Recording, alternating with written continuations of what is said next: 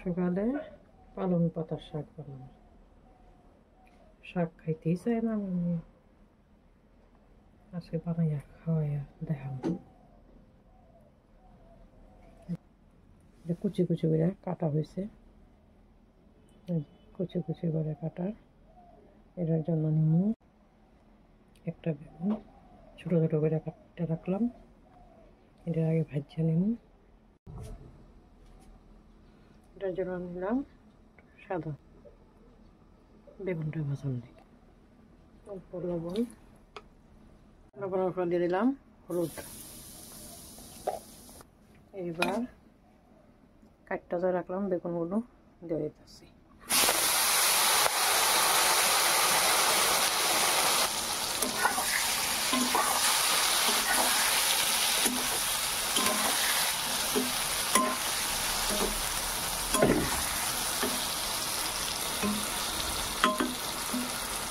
আমি 2 মিনিট ঢাকনা দিয়ে রাখবো।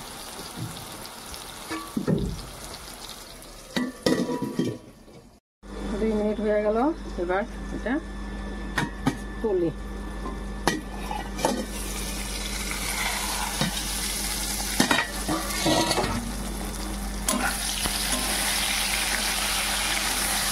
ভাজা ভাজা হয়ে গেল।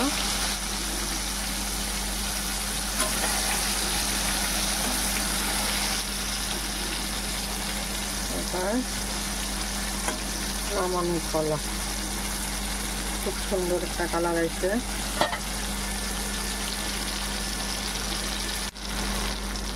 এটা নামাই নিতেছি, তেলটা সাইডটা ভেজে নিতেছি।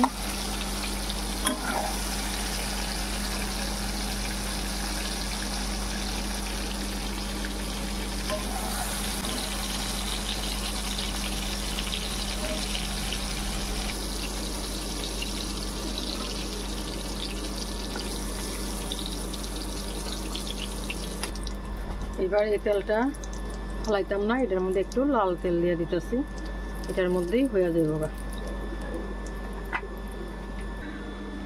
নিলাম শুকনো লঙ্কা আর তেজপাতা, আর কিছুই লাগবে না। কয়েকটা টুকরা করে দিতেছি।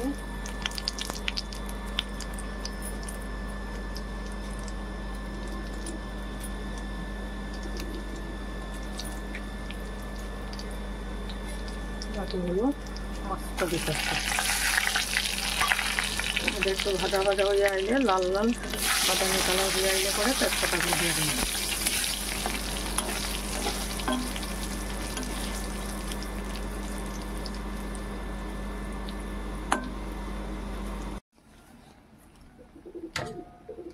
বাস লাল লাল হয়ে ভাজা আসছে। এবার এটার মধ্যে দিয়ে দিলাম তেজপাতা। এটা কাঁচা লঙ্কা দিতাম না, তার সবুজ শাক সবজি এমনিতেই পেটের জন্য ভালো। লঙ্কা দিয়া এটাকে ঝাল বানিয়ে লাভ নাই। এটার মধ্যে থেকে যা দিতে গেছে এটাতে কতটুকু ঝাল হইব।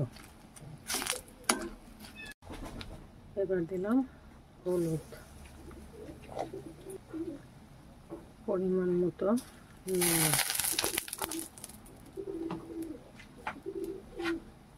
পাতাগুলো তো মুছে দেবো গা, যার লেগে লবণ পরে বুঝছে আবার দেওয়া যাবে। দিয়ে দিতে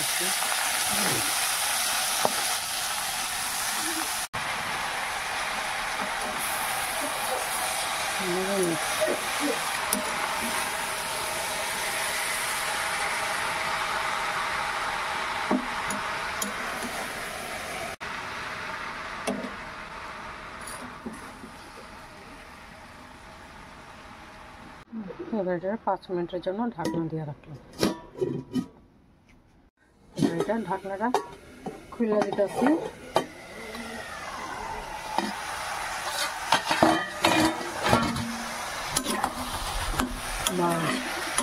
দেখো তো পাতা কতটুকু হলো, এই জন্য লবণটা কমাই দিতে হবে।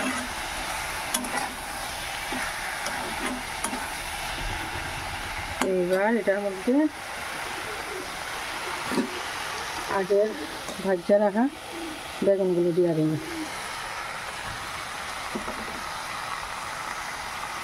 তেলটাও দিয়ে দিতেছি।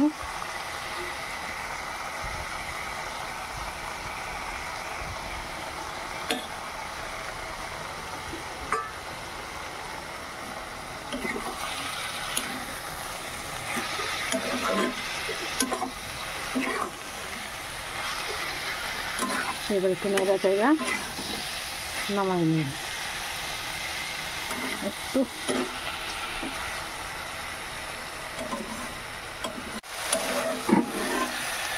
এবার আবার একটু নাড়া দিয়ে দিলাম। এইবার হয়ে গেল পালং শাক। এবার নামাই নিই।